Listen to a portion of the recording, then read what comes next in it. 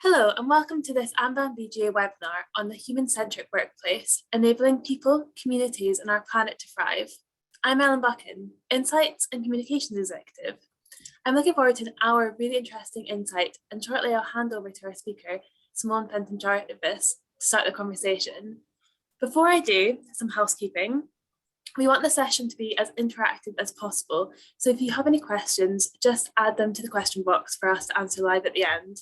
And if you miss anything, don't worry, because the recording and the slides will be available in the post-event comms on the AMBA and BGA websites within a week. And over to you. Hey, thanks everybody for joining me. So just a quick introduction to myself. Simone Penton-Jarvis. I work as the Director of Workplace Customer Solutions for a Canadian company called Reimagining, where we basically use data to drive employee experience. Back in November last year, I wrote a book, The Human-Centric Workplace, and that is really a combination of the last 14 years of working within facilities management, workplace, consultancy, and various leadership roles. So my kind of journey of writing the book started, I guess, in around 2016. I completed an MBA in FM, and then by 2017, I was in the C-suite of a global organization at 27-year-old and was like a fish out of water, I'd say. And then in 2019, I became the youngest fellow of the Institute of Workplace Facilities Management, where I'm still the youngest fellow, even though I'm aging. And that kind of brought me to the book. So everything about the book really was like how my values translate day to day in my working life, the difference between my values and my experiences as an employee, and then all the stories from my friends, my family, my network, plus all the world events and my purpose of wanting to make a difference. You definitely don't write a book to make money unless you're J.K. Rowling. So I could rule that out pretty early on. So today I'm going to talk about the human-centric workplace, but before we do, I just want to give you a little brief kind of, how did we get here?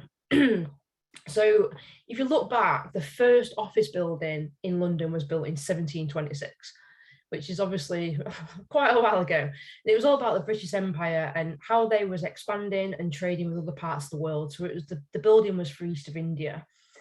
And then throughout the kind of the 1726 to 1729, various offices then started popping up in London.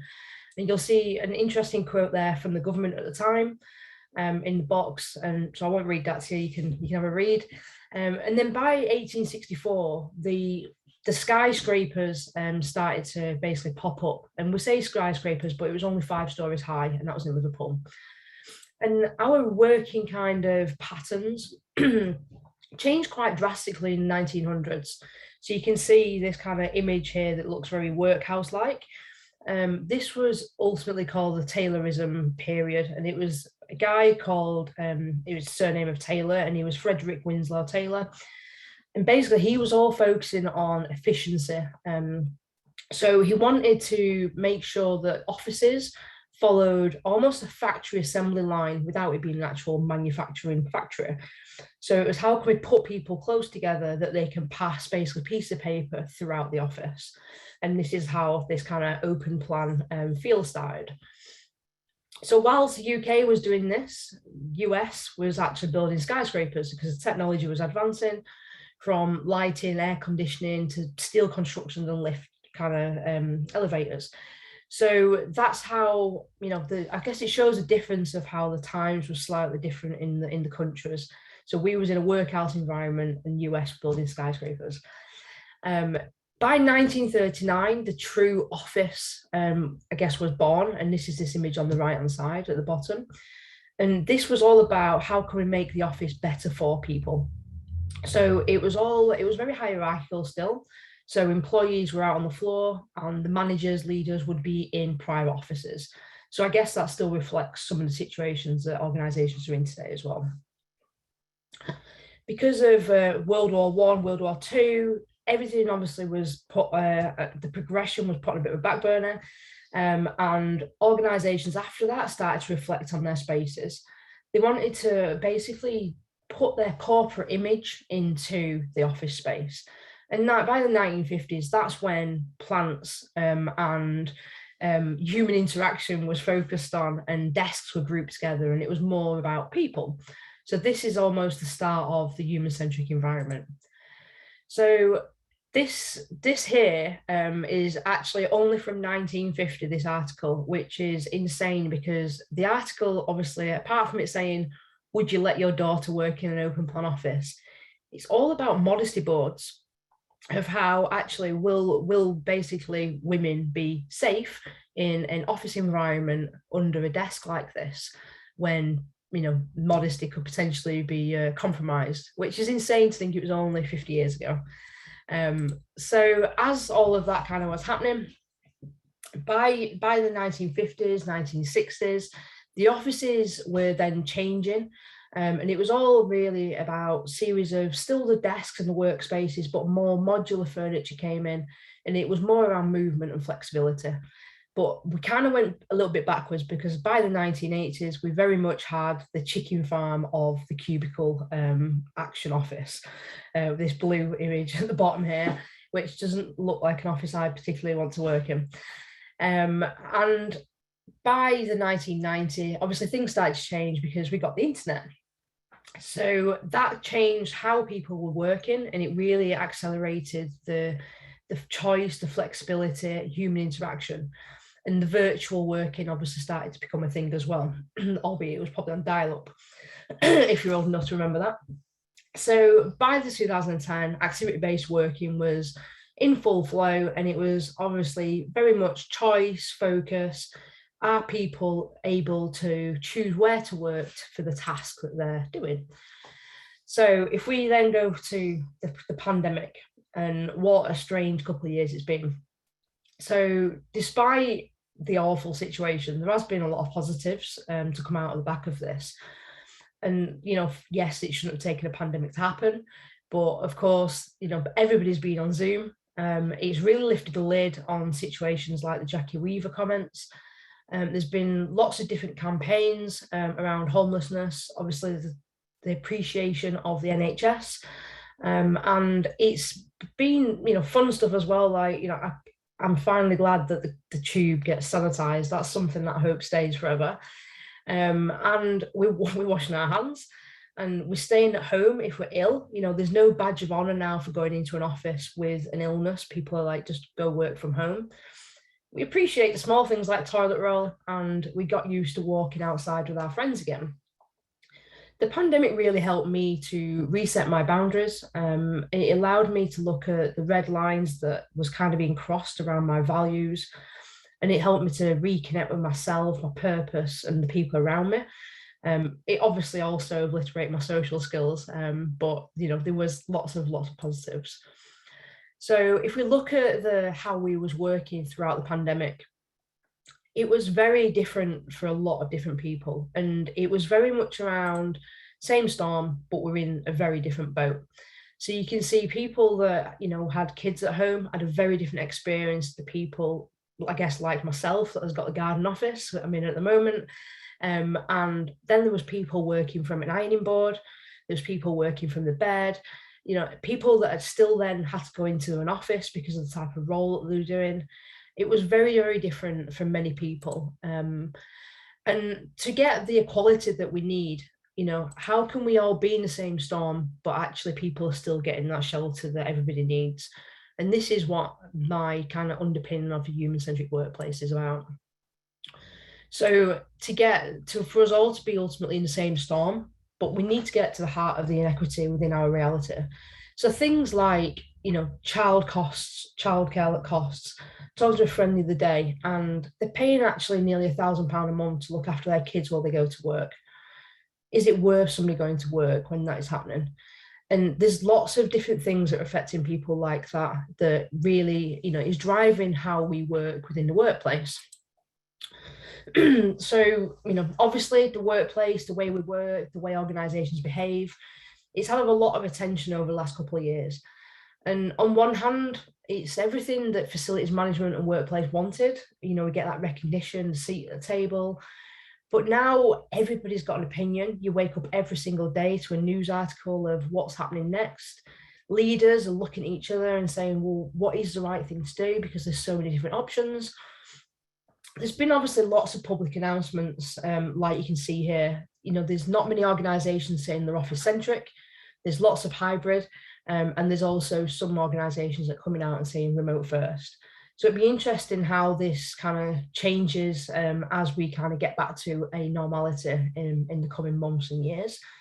But I think one thing for sure is that, as human beings, we want and need to be treated like humans. And I think finally people are waking up to that. And the pressure that organisations are feeling is certainly aligned to that. You look at everything around the Great Resignation. Human-centric workplaces are the only option to basically retain and attract our people and to lead them in a way that they're engaged. So, in the workplace, we're a diverse bunch of people. 1 in 4 have a mental illness, 1 in 7 are neurodivergent, 1 in 5 have a disability, 1 in 10 identify as LGBTQ+. There's 16 different personality types, 1 in 2 are parents, and there's 5 generations.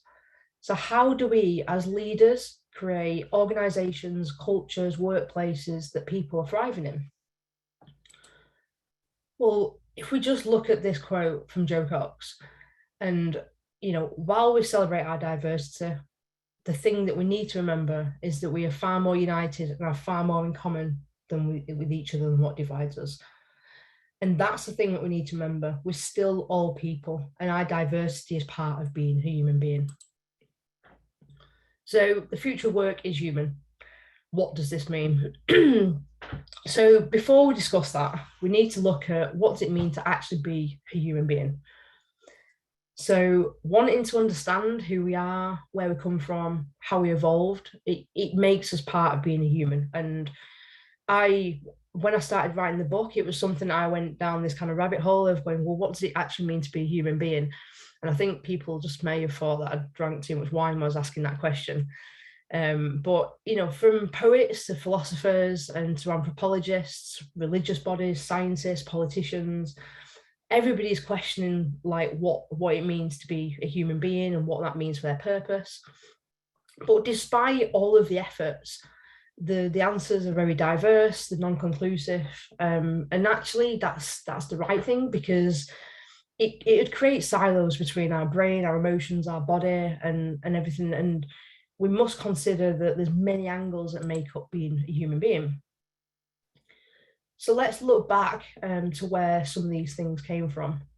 So Aristotle, here on the left, for him, to be a human being meant having a goal, a purpose, to belong and to have a happy life. Whereas Karl Marx in the middle believed that humans were social creatures and they can only develop within a society. And then you've got an anthropologist, Clifford Geertz. He referred to human nature as being unfinished, because to finish it, we require culture. And it's the interactions between individuals and their settings.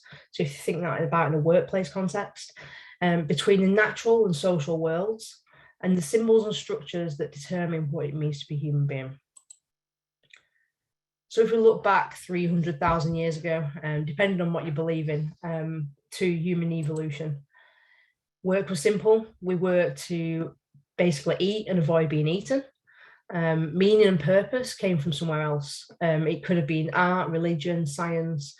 But as humankind evolved, our identities, such as being a parent, a friend, our nationality, religious beliefs, hobbies, careers, everything's become quite intertwined. Work is obviously not about survival, or it shouldn't be. Work has become an extension of our identity.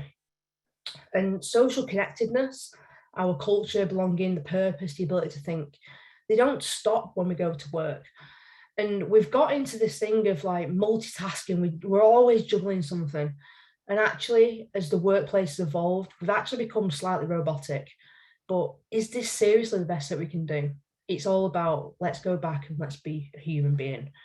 People are not cogs in the organization's machine. People don't want to exist to just drive the financial success of an organization. They don't want to be managed or controlled, worn down. It's obvious. And the employee experience has evolved, and it will continue to do so into the future. It's not something that will be finished. It should be an ongoing project within an organisation. Now, we talk about culture as if it's something that evolves naturally within an organisation. But actually, to get a culture right where people are thriving, it takes conscious and consistent effort, time, patience, and it needs a constant and a healthy nudge towards the path of the least resistance. Because actually, if we don't do them nudges, we'll end up with toxic workplaces. Because as human nature ensures, we will divide up into our communities. There will be internal battles. How do we ensure that actually our workplaces have got that united front and it's a healthy, thriving place for everybody? So if you take the analogy of an iceberg, this research is 40-odd-year-old, but for me, it's still very relevant. So you've got the top of the iceberg, and in an organisation, you've got all of the physical things and the behaviours. So where are the red lines? What's the presenteeism turnover like? What the office is like? How do people dress? What are the daily behaviours? Under the surface, you've got the attitudes and beliefs. What stories are people telling about that organisation, about that team?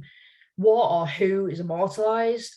What do people believe without checking the facts? What do they hear stories and question it, or is it just one of the things that they go, yeah, I can see how that could be true? What are people's attitudes towards certain things? What's the attitude towards hybrid working, home working, trust, flexi time, maternity leave, all of the things that affect organisations that show the true values? Who holds the power? And in what ways is an organisation controlled? Is there any frustrations at the leadership processes and the technology that people use? And then right at the bottom, you've got the fact that within an organisation, 4% of problems are known to executives, 9% are known to middle managers, and 74% of the issues are known to team leaders. But always 100% of the issues are known to 100% of the people. And this is where the core values come in. So what are the values? What's known and practiced? Does the strategy align? And is there a resistance to change because of them core values?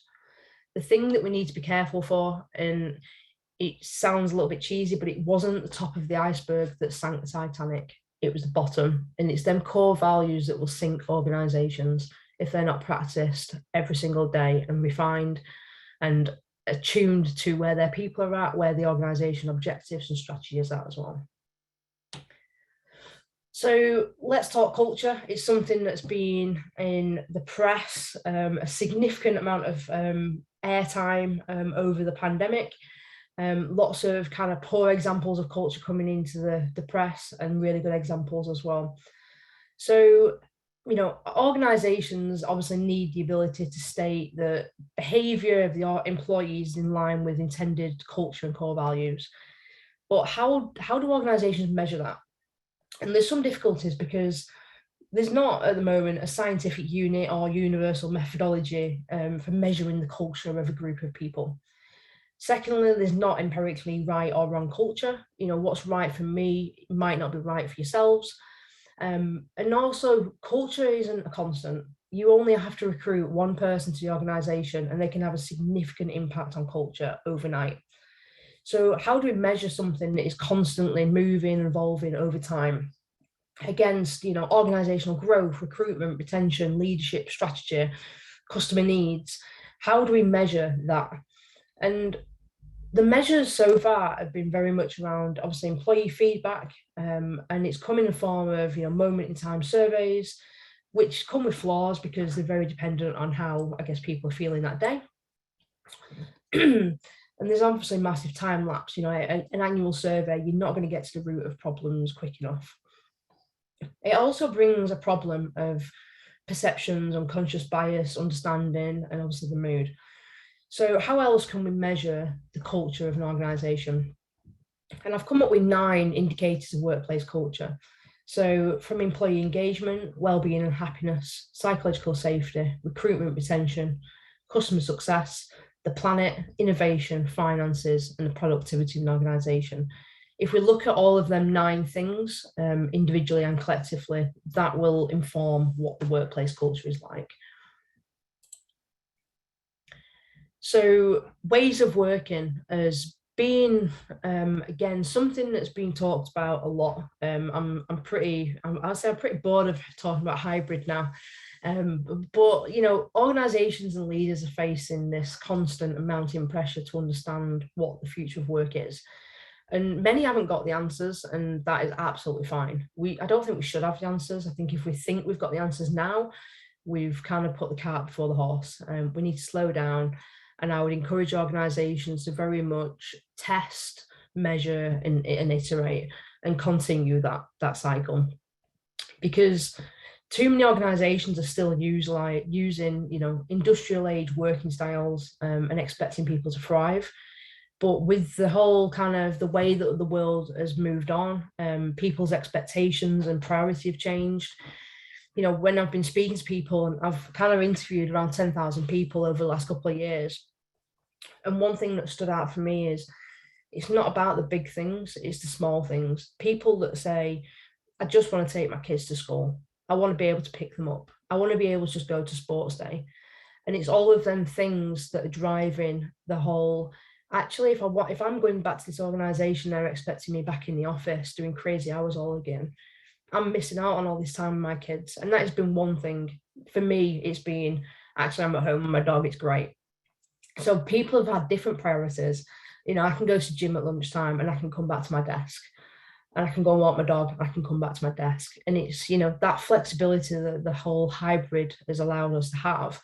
If organizations try and take that away now, it's going to create a massive issue, which is obviously what you've seen in the press and with the Great Resignation as well. But we have become very obsessed with labeling people as preferring offices or preferring home. And I right at the start of the pandemic, I said, this isn't like a ice cream or custard. I'm a northerner. We can have both, and we must evolve in a way that working, people choose the location depending on what they're doing. It's not about choose location and then decide what we're doing in that day. So for me going forward, it's all about having flexible working practices, an agile mindset, with activity-based working spaces, and I'll explain that in a second, and smart technology. And despite the initial panic following the whole mass exodus, we're obviously all still working, and we're thriving. Organisations that I've looked at have not reported any kind of loss related to hybrid working, but there is still space in employee experience for the office. And it's important space for me that, is driving connectedness, collaboration, belonging. But we have been presented with a once in a lifetime opportunity to reimagine the workplace. And we just need to almost drop the labels now. And, at the core of it is this flexible practices, the agile mindset to change, iterate, and test, and the spaces to enable us, and the technology that will obviously enable us as well. Too many organizations, when they're planning their workplace and what that place looks like for people to come back to, they go to the visuals, and it might go to slides or the nice kind of rusticy look, or it might be Google if you look on the right hand side there. The thing that many organizations forget is understanding the why. Space must enable people to be there. The hygiene factors, like literally thanks to the last 2 years, must be catered for.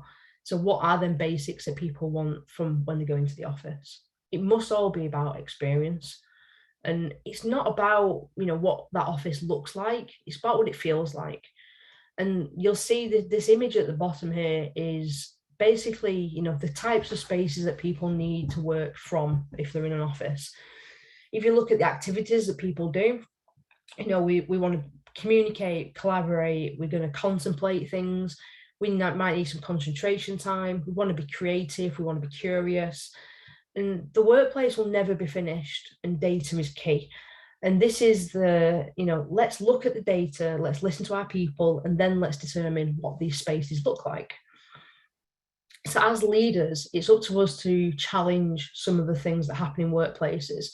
And if the spaces are not enabling your people, then it's a case of we need to feed that back. because it should be the key pure enabler. So this happened at my nana's a few weeks ago, and I heard, "Hey Alexa, Google. Hey Google, Alexa, turn the lights on. Do you want Alexa to turn the kettle on?" "No." "Oh, I'll do it myself." And I laughed because this was a conversation that my nana was having with herself and with her smart technology. I still haven't worked out whether she's got an Alexa or Google. I'm confused.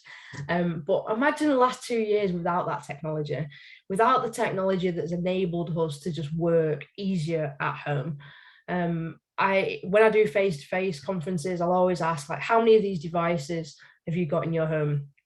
And the highest one has been 27, which is like crazy. I think I've got about 8, so I feel like totally out of it.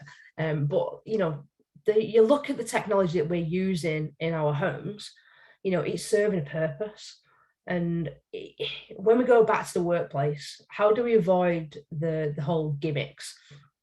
How do we make sure that technology is still enabling us, it's connecting us, it's making our lives easier? So, technology in the workplace, of course, it has to be easy, has to be plug and play, has to be intuitive, experience has to be high. How do we beat the tech that people have at home, or at least match it? Because if not, they're not going to want to be there. It's the way the world is going, especially if you look back again, the 5 different generations within the workplace. How do we cater for everybody's expectations and needs? But we do need to simplify and automate. And it's not about robots taking over. Robots were there to improve efficiency, to make more money, not to replace people. And I think that's been kind of, been overpowered by the whole media thing of, robots coming and they're taking over our jobs. That's not what the intention was. But how do we also continue to evolve, and how do we collect data around how the workplace is functioning and how we evolve it going forward?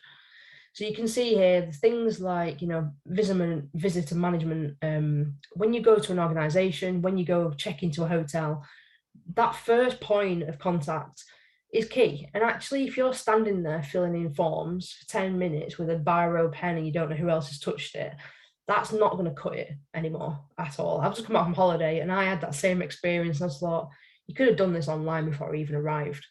And we've just got to look at that experience now and to pay more attention to it than we have ever had.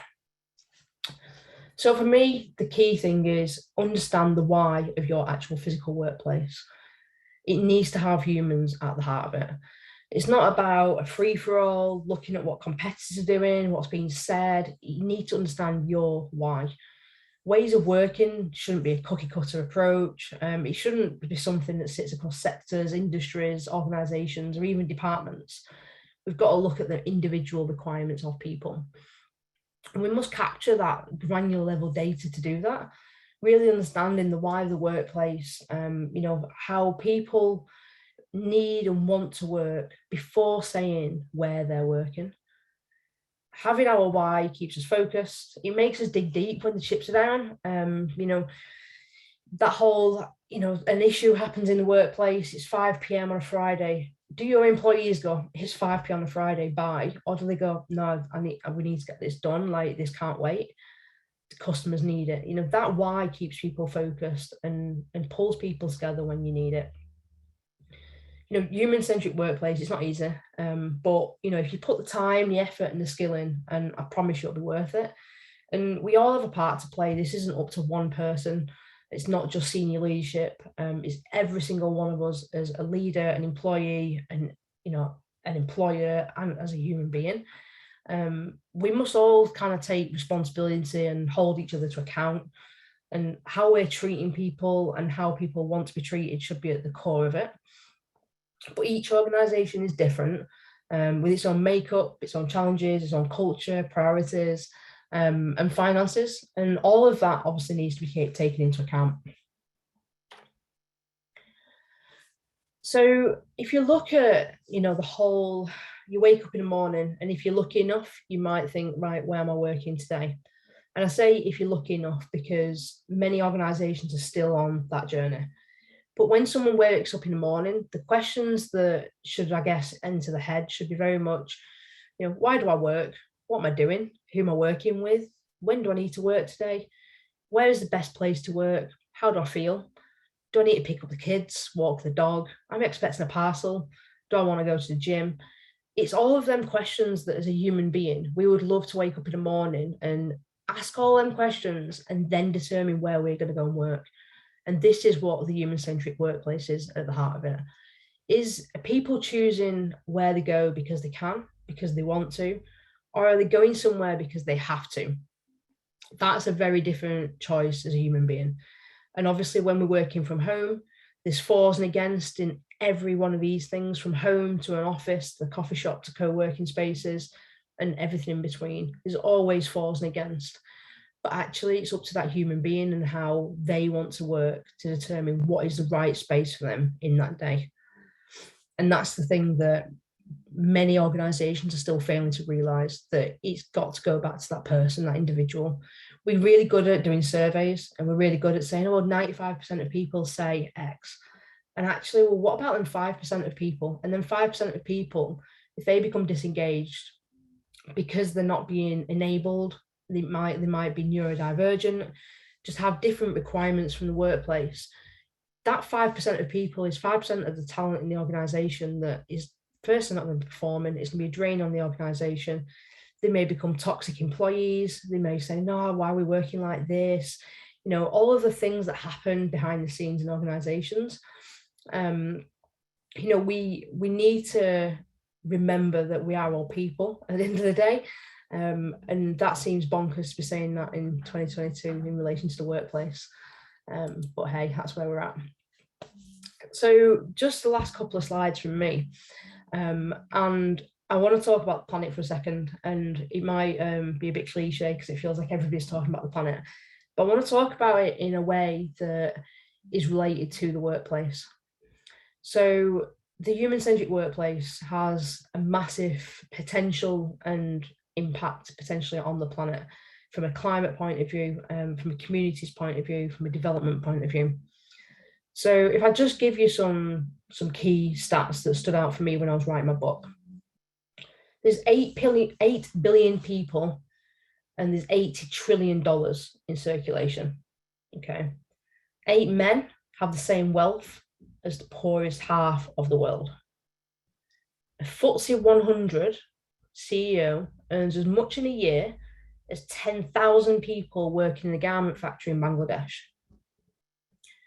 In the last 30 years, the growth of incomes in the bottom 50% has been zero, but the incomes in the top 1% has grown by 300%.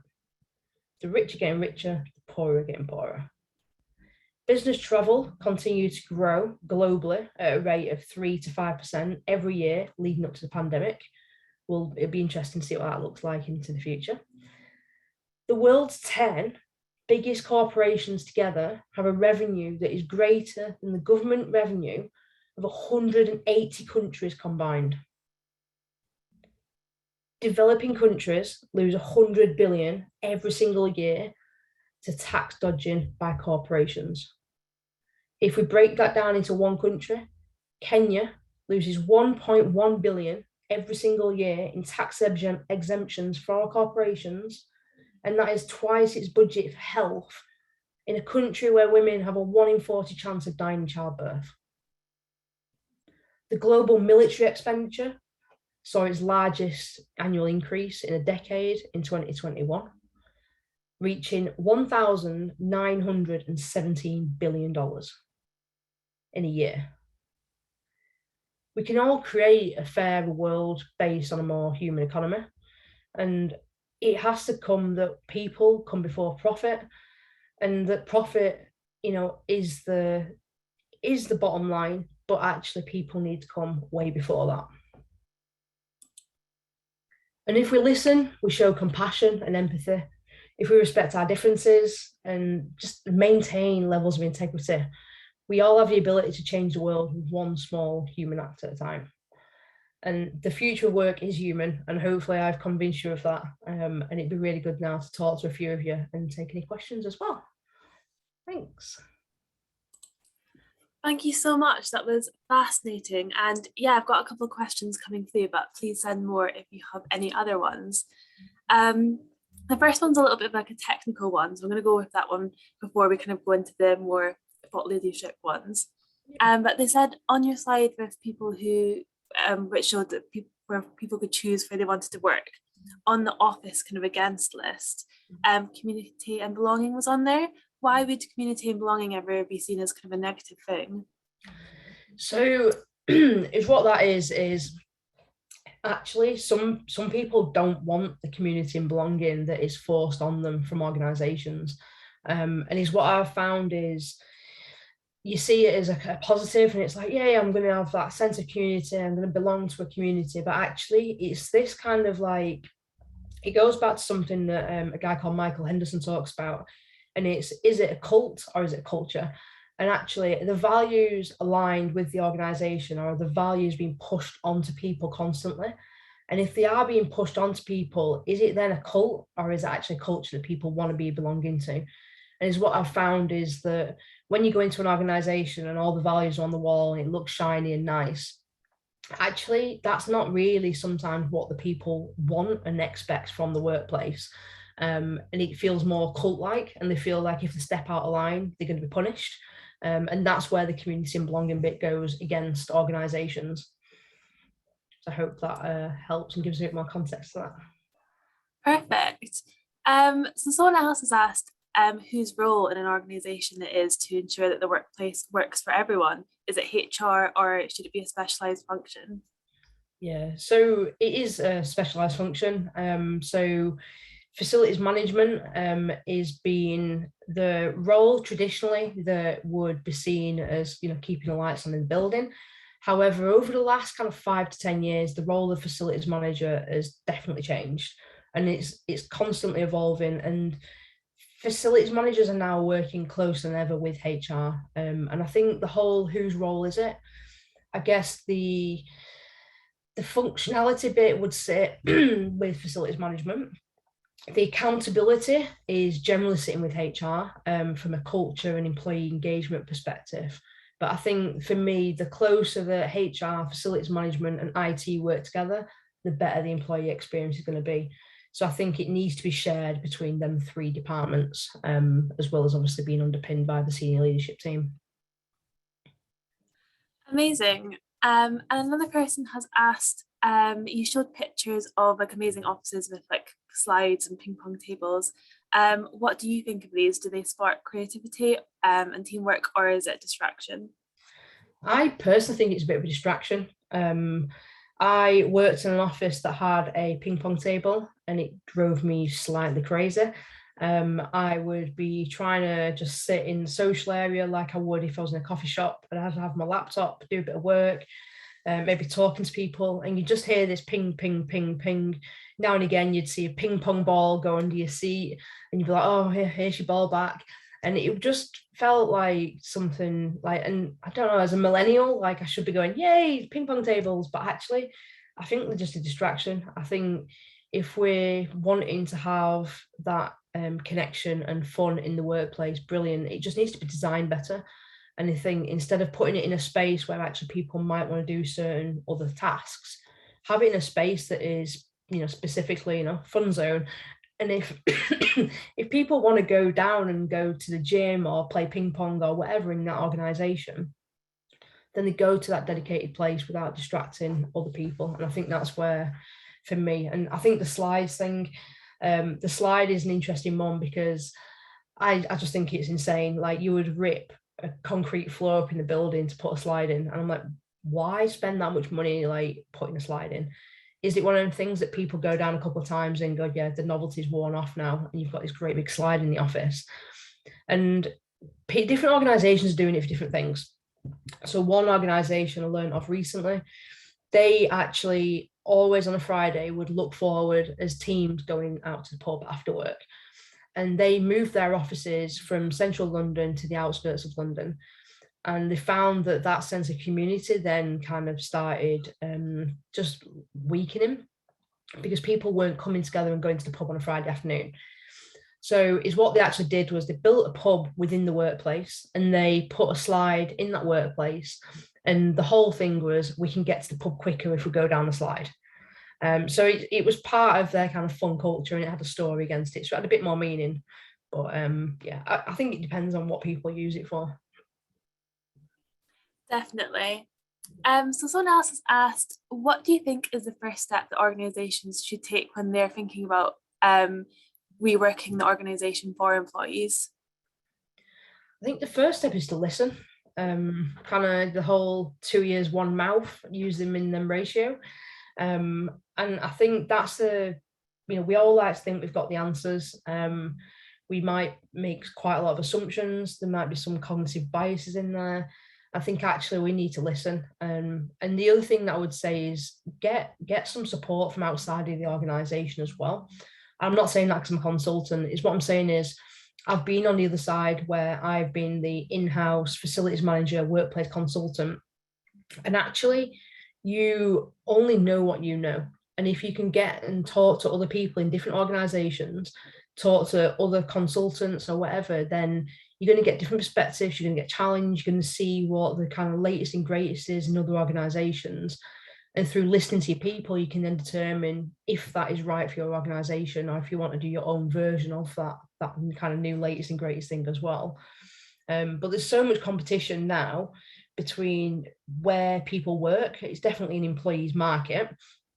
So I guess with that in mind, like how do we make sure that our people feel listened to?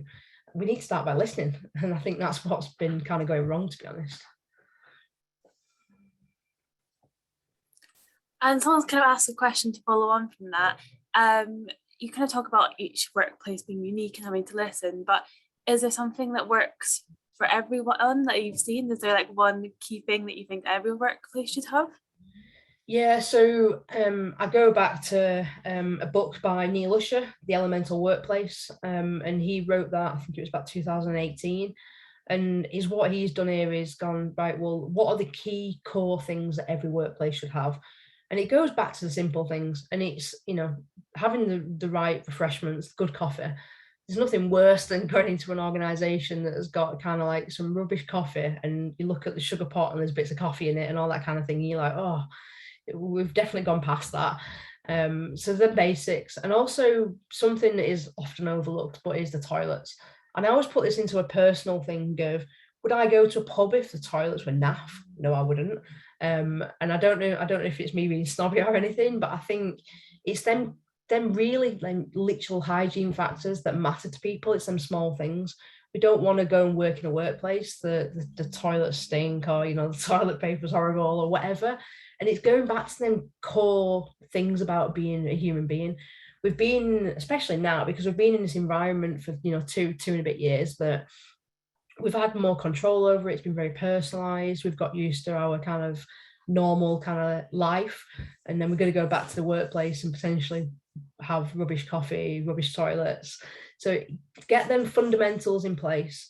And basically the culture bit is making sure that people have the right culture, the right surroundings, the values around them, that they have a choice of how they're working and where they're working.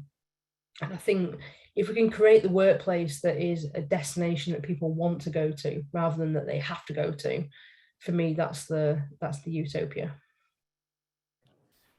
Amazing. And there's just one more question, but it's a good one. What do you think the future of work will look like, looking forward to maybe the next 5 years? Yeah.